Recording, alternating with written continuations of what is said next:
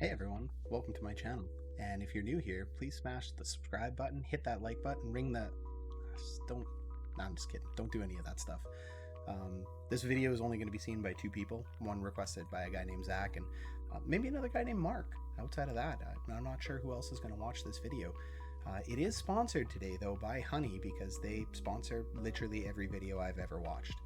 So I assume they're already sponsoring mine, and if they're not, well, I'll just sit here and wait for my check in the mail. Seriously, you sponsor everything. Anyways, we're here to talk up to you about the Dallas Cowboy Dak Prescott signing. Ooh, big deals coming up. $160 million over 4 years, $40 million average per year with almost $90 million in fully guaranteed money. So we'll sit here, we'll go over the signings of the deal, what it possibly means. And at the end of the day, these deals are very fun because they're just speculative as to what's going to happen. The only thing we know for sure is that the player is going to get paid. We know what he's going to get paid. We don't know what his performance is going to be. We look at past history. We don't really know how it's going to affect the team, but I think there is two likely outcomes of this. Depends on what side of the fence you sit on. I sit on one side, but I'm hoping for another. So the two outcomes that I see that are most likely here, and I think the most prevalent one from analysts and social media, is that this deal is going to kill the Dallas Cowboys' chance at winning a Super Bowl because their cap situation is going to be so bad. We'll break down a little bit what's going on in their cap situation, especially when it comes to their three highest paid players. But at the end of the day, I think they're seeing that when you have this much money tied up in one player, it is very difficult to build a 55-man roster around this player. It's very difficult to put together a line as their line is aging and getting older. And it's very difficult to put together a defense and other skilled positions because really, unlike any other sport out there, football is the ultimate team game. One player doesn't make it. Even the most important position in sports, which in my opinion is NFL quarterback, can't completely take you to the promised land. And if you want to argue with me about that, Nick Foles won a Super Bowl, so did Trent Dilfer. So there you go. It's possible to do it with literal garbage, hot garbage. So let's get into it and talk about that Dak deal. So what does the Dak deal look like? It looks like $160 million at $40 million per year, like we said, with a total guarantee of $126 million and fully guaranteed of $95 million. This is a 4-year deal, and it has a full no movement clause. I think the first thing to look at is when we're looking at NFL contracts, this number over here, the total value, isn't usually reached by players. We're really looking at the guaranteed money, and then we're looking at total guaranteed versus fully guaranteed. And total guaranteed contracts, these include certain guarantees within a contract, such as skill guarantee. There could be performance guarantees in here. There could be health guarantees, how many games he's going to play. There's a whole bunch of different guarantees that go within this guaranteed money. Fully guaranteed is much easier to think about because fully guaranteed, once he signs the deal, they owe him this money. That's the easiest way to break this down. So Dak Prescott has the largest fully guaranteed contract in the NFL now. The Dallas Cowboys own him $95 million. There are a few out clauses in the contract for this, but very few. The reality is, unless he gets a career-ending injury and moves on to some sort of insurance copay policy, he's going to be paid this money.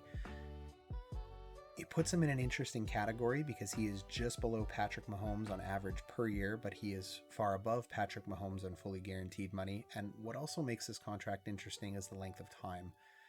What can make a contract a good deal or a bad deal, even though it's maybe a bad deal now or it's a more expensive deal, the deal should get better the longer into the contract that it goes as the salary cap adjusts. But we know two things that are going to hurt this. COVID's going to keep that cap flat for quite some time. And the other thing that's going to hurt it is that it's really only 4 years. So by the time he grows into this deal, he'll be about 32 years old, 33 years old, because he's 28 now. By the time he grows into that deal, he'll be ready to sign another big deal, and he'll still have 4 to 5 good years of playing left in front of him, barring any big injury, where he can sign another mega deal. Patrick Mahomes, on the other hand, he is really going to grow into this contract. This contract looks really big right now, and it's an excellent deal for him and for the club, but every year that goes by, it's going to allow the Chiefs to continue to build around Patrick and make sure that they have a very balanced team. This is a different version of what they did with Tom Brady over with the New England Patriots. Tom Brady had signed some pretty big deals, but every couple of years he restructured his deal to more of a team-friendly deal to allow people to build around him. And even to this day, you can see down here, Tom Brady doesn't command some of the largest contracts in the NFL. And yeah, I get it. He's 44. But the contracts that he signed for maybe the last 10 years have always allowed them to build a line and a defense and really retool their team through free agency and the draft. The Cowboys right now with this deal are really stuck. And a couple other deals that you can point to, the Deshaun Watson deal. Now, yeah, Houston's a hot mess. They're garbage. It's really hard to point to them as any kind of competent organization. They're not.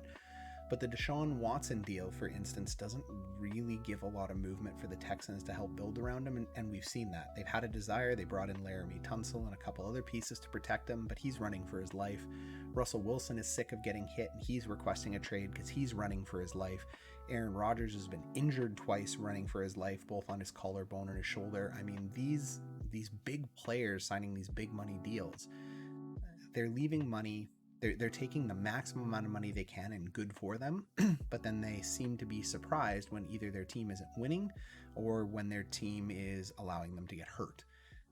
There's only so much money to go around, and there's a really good precedent set right now between these four teams, the Packers, the Seahawks, the Texans, and the Cowboys, as to maybe why they don't have a certain amount of protection. Dallas afforded the opportunity to have one of the best offensive lines in the NFL for years, because of the money that they were able to tie up there. But we know they're aging out now. We know that line was in shambles last year. I don't think it's going to get much better this year. We know their defense was just hot garbage. So this deal is going to leave them in a pretty tough spot. Moving over, you can see Dallas continues to be in trouble with other contracts that they have. The biggest albatross I think they have over their head is the Zeke contract. This is a ridiculous deal. He is far and beyond the largest paid running back in the NFL for both a total guaranteed, and I know he's only number 2 and fully guaranteed, but the fact that he's locked in until 2027, he's locked in until his 30s. Running backs usually fall headfirst over themselves, over a cliff at age 27, 28. They can still be productive, but I mean, unless his name's Frank Gore, he's related to Frank Gore, I don't see how that's going to happen. So this is a really tough deal to swallow, and this is a lot of cap tied up between a running back and a quarterback that can be used on the line. And I've been told once or twice that the linemen are very important to both these positions. So I guess we'll see what happens there. And then the third contract they have holding over their head is the Amari Cooper deal. I think the Amari Cooper deal is actually a better deal than the Zeke deal, and it's a much better deal than the Dak deal. At the end of the day, Amari Cooper is a very good receiver. Whatever you think of him, whether you think he's a hand grenade that goes off once every couple games and just blows up for a few big ones, then goes to sleep, or maybe he has clubs for hands because sometimes it feels like it's difficult for him to catch balls. They seem to just swat away like a DB. The truth is he's a very good receiver. He's a top 15 in the league.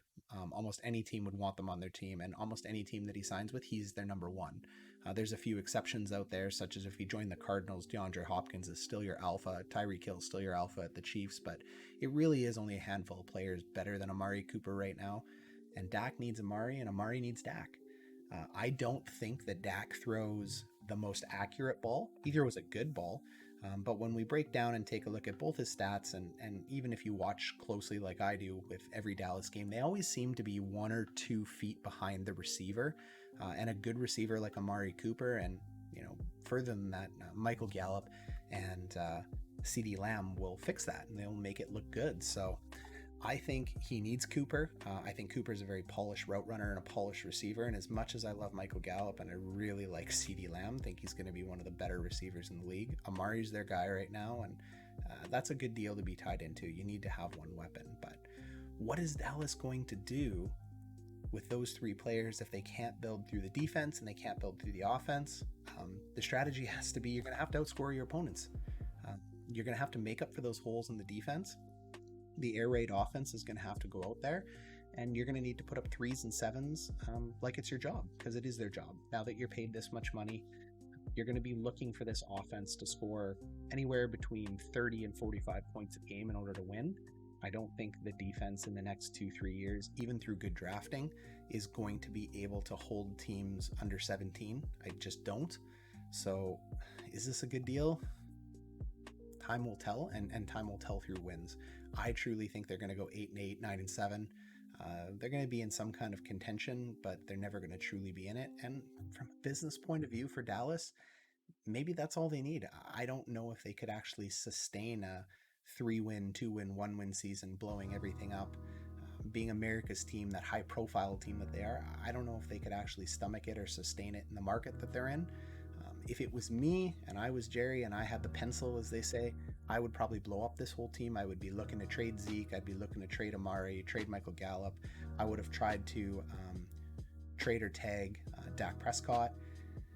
And I would have rebuilt through the draft, because I think the way their ages are working right now is you have a whole bunch of people at one age, a whole bunch of people at a top end age, and one falls off, they move up. You're just all over and not congruent. So I don't see how the strategy is going to work. But at the end of the day, I'm not the Dallas Cowboys owner, nor am I an NFL coach. It is a very complex, difficult game out there, and there is an argument to be made that there are no other quarterbacks available for Dallas to sign. I agree that I don't think any quarterback in the next 4 years that comes at them in the draft is going to be better than Dak, so this is the best option out there. If I was Dallas and wanted to keep him, I probably would have signed him 2 years ago when the deal would have been better. That's when I would have been locking him in. I wouldn't have locked in Zeke Elliott that early. Even while he was holding out of camp, I would have let him sit there and hold. I would have signed Dak and Amari, but they didn't do that. We got to where we're at today, and Jerry's going to pay for it. And that's okay, because it's Jerry's team. He owns it. There's nothing you can do about it. He's playing fantasy football for real. He may be the next Al Davis, and that's just fine. It's his team. If we don't like it, I guess we'll go cheer for another team. But I'll be riding this 8-8 mediocrity all the way through. I think Dak, at the very least, he's a good guy. Good guys don't win Super Bowls or championships, but he's a good team guy. The team seems to like to rally around him. So maybe the deal will get better. Maybe the cap will go up. Maybe he'll outplay his deal. But anyone that wants to point to the fact that he was on pace for 5,000 plus yards and was shooting the lights out before his ankle injury last year, the big argument I have to that is it wasn't enough points to have them win at a 60-70% clip. They weren't winning at 600, 700. They were 500. They were below. If Dallas can't go out there and throw up a 40 burger every game with that defense, they're going to be in trouble. And when you pay that much to the offense, that's what you're expecting them to do. You could blame the defense all you want, but if you don't have the pieces or the money to be able to build that defense, then you expect that offense to go out and perform. And we'll see if that three-headed receiving monster can perform. We'll see if Zeke can get back to form. We'll see if Dak can stay healthy and stay in. And if he can, I think the Cowboys could get lucky in the draft, get a couple guys in there, and maybe patch together a D that's just good enough to win. And then we'll end up seeing where they go from there. But other than that, it's just an opinion piece. No one knows what's going to happen in the future with this deal. No one knows what's going through Jerry's head or Dak's mind or anybody else out there. We just know that this is a really big deal. And Dallas is, whether you like to admit it or not, they're the most popular sports franchise in the world. They're going to be under a microscope, but it's not going to hurt them. So anyways, thanks for tuning into my first video. Bye.